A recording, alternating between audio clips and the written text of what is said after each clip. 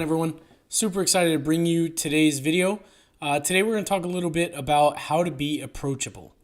So I was doing a talk the other day and I was talking to a lot of these supervisors, and one of the challenges that they had was making themselves more approachable.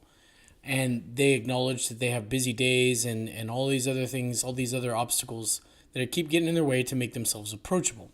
And so I want to talk to you today about the importance of making yourself approachable and to help you understand why, and to also give you some tips on what to do to make yourself more approachable.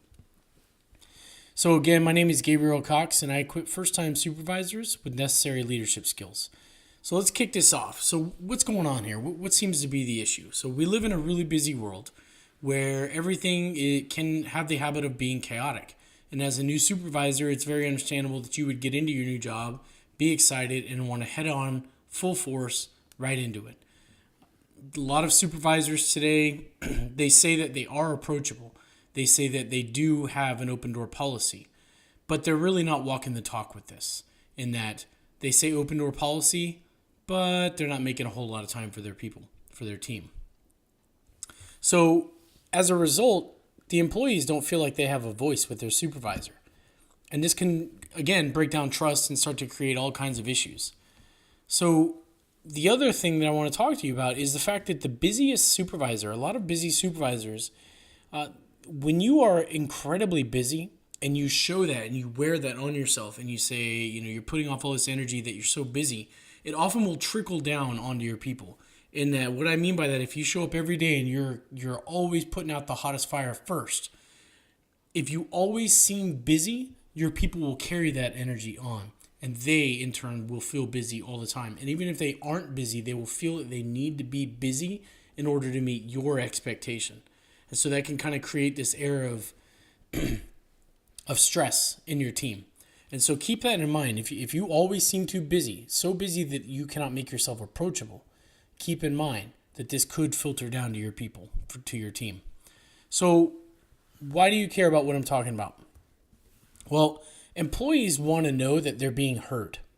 That's number one. And I talked about that in a video before. Employees want to know that their supervisor is listening to what they're saying. If you want to build trust in your team, you want to make yourself more approachable.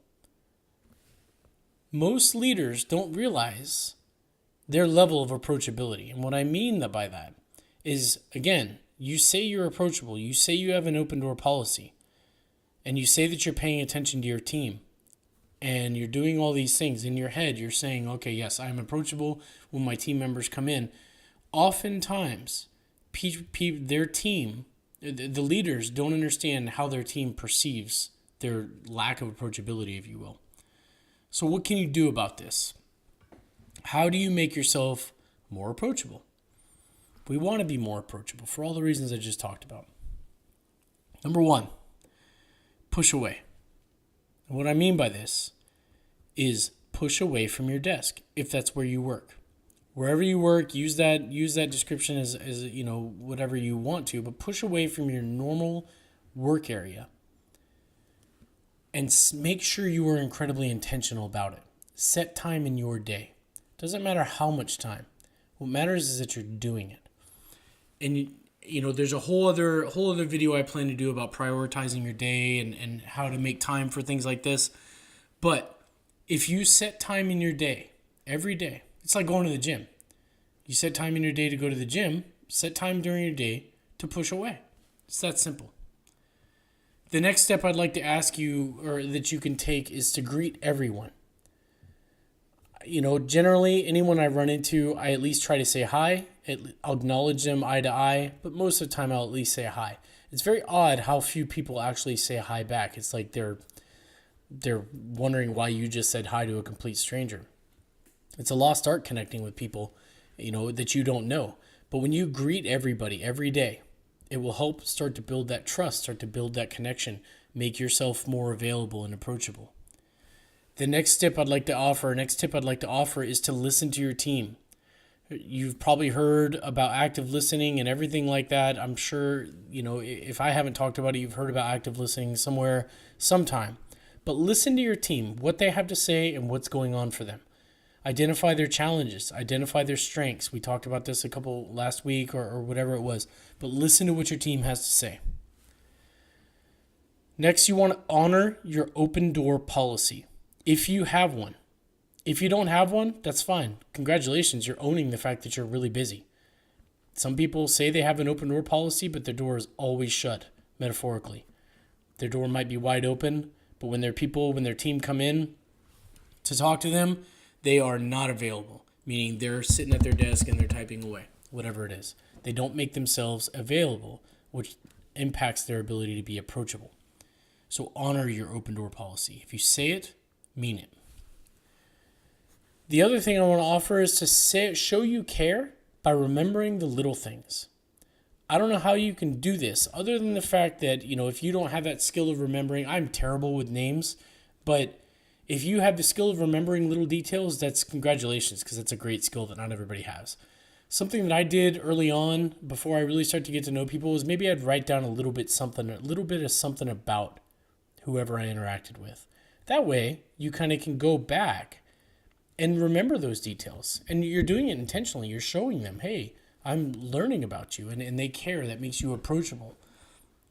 But remember those little details. Remember that they have kids. Remember that they don't have kids. Remember they have a dog or a cat, whatever it is. Remember those little details, because that will make you more approachable.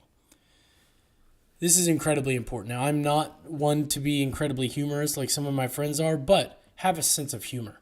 This doesn't mean humility or self-deprecation. It doesn't mean, oh, I'm the worst, or I'm just going to mess this up type of humor, eliciting a response, a comical response.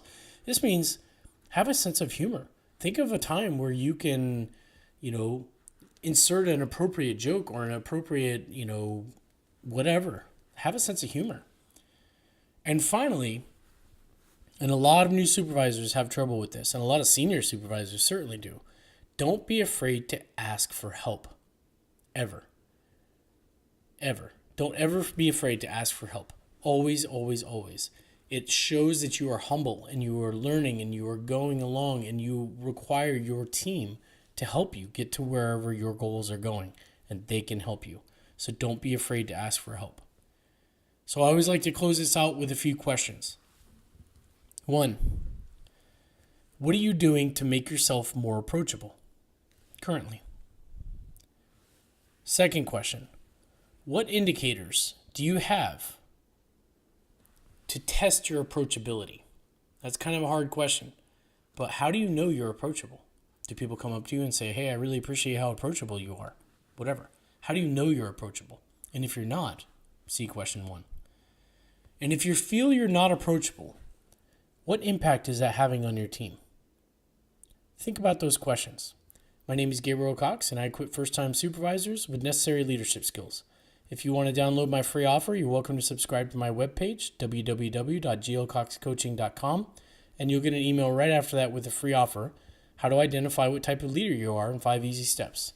I hope you enjoyed this video. Thanks. Have a great day.